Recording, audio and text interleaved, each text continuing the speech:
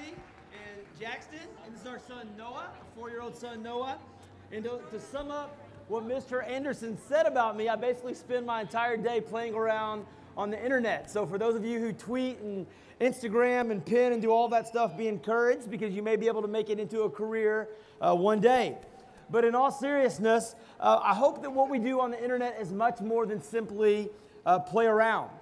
What I want to do in just a few minutes that we have together with you is I want to share a little bit about our story, and then I want to give you some very tangible ways that you can make a difference for the cause of pro-life. So about 4 years ago, we were surprised to learn just a few hours after our son was born that he was diagnosed with Down syndrome. And I'll never forget that moment where our friend, who's a pediatrician, came and she told us that Noah was born with Down syndrome. The next day, our OBGYN came in. And I'll never forget her words. Her first words to us about Noah's birth was not congratulations, it was, "I'm so sorry. I'm so sorry." Our OBGYN, she might have been sorry, but we weren't.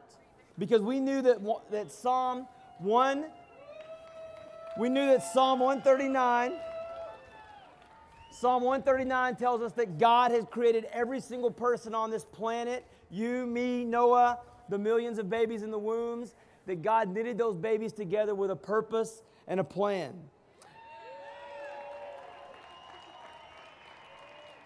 And so tragically, we learned this. We learned that our OBGYN's response of being sorry, that was the response of the whole world. In fact, we learned that, depending on what study you read, that up to 92% of children like Noah are aborted.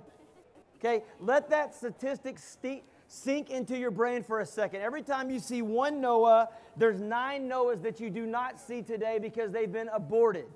Okay, and so once you know something like that, once you have that kind of information, you have to do something about it. And so we decided to do something about it. We began to pray, and we began to say, God, would you use our little boy to do something great, far greater than we could even do?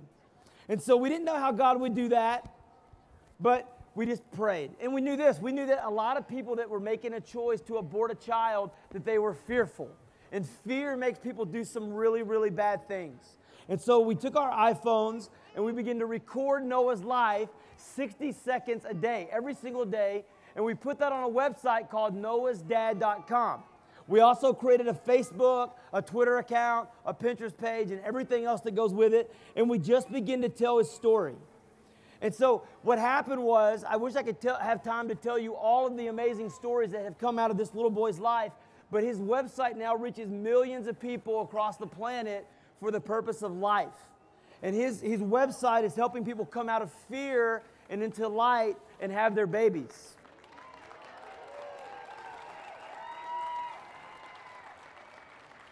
So I don't have time to tell you all of the awesome stories, but I do have time to tell you something. I want to tell you this. I want to tell you quickly a couple of things that you can do, that you personally can do to make a difference for the cause of life after today.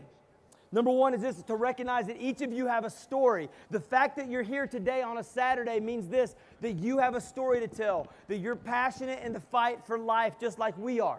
And so you've got to begin to tell your story. That's number 2. Tell your story. Stories only have power when they are told. So don't waste your story by not sharing it. I mean, you may go, hey, I don't know how to blog, or I get really nervous standing on a stage talking in front of a lot of people. Well, guess what? You don't have to do that. You don't have to do that. For you, you might write a book.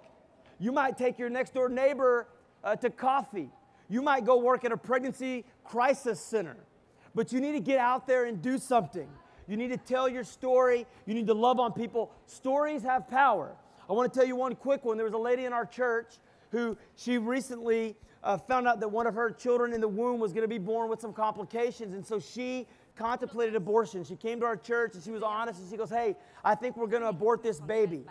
And so we said, hey, can we connect you with some people that have stories? Can we connect you with some people that would love on you? And they said yes. And so we were one of those families. We had other families. You wouldn't even know their names. But they did this. They just began to take time loving on them, inviting them into their house and sharing a meal with them, telling their story.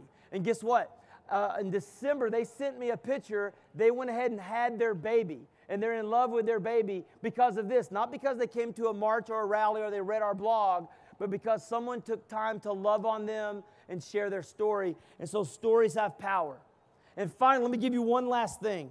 If you really want to end abortion, if you really want life to resonate on this planet, let me tell you the number one thing that you can do. The number one thing that you can do isn't come to a march, and it isn't read my blog.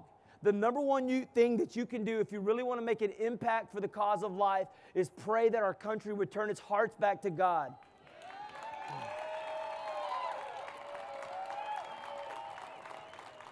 We need to pray that our country would come to value life, and that they would come in a relationship with Christ, and that their life would be radically changed, and that they would value life. And so I want to encourage you that you have a story, tell your story, and pray as if life depends on it, because it does. Beautiful story. And I understand that Noah and Jackson are baseball fans. Yeah. At least growing baseball fans. So I've asked a former St. Louis Cardinals pitcher who in 2004 led the Cards to the pennant in the World Series, Jeff Suppan, if he would make a presentation of some autographed balls and gloves and hats. Oh, yeah. Jeff?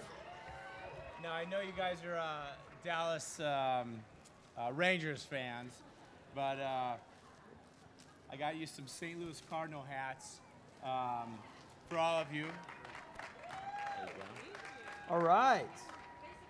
Where's the camera? We're facing the camera.